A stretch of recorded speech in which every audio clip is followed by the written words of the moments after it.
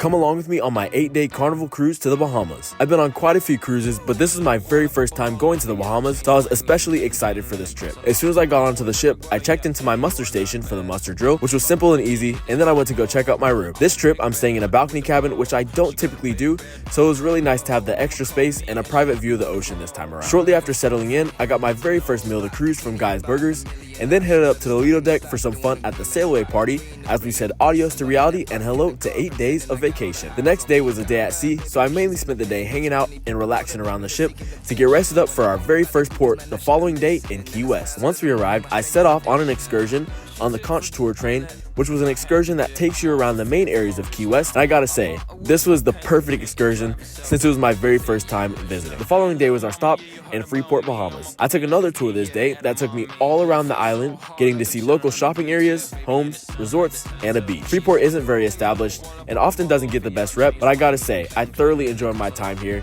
and I like to go by the motto that your experience is what you make it. The next day we arrived in Moon Cay, Bahamas, and I've honestly gotta say, this is my very favorite port of the cruise. This is Carnival's privately owned island, and with that came a lot of things that you could access for free.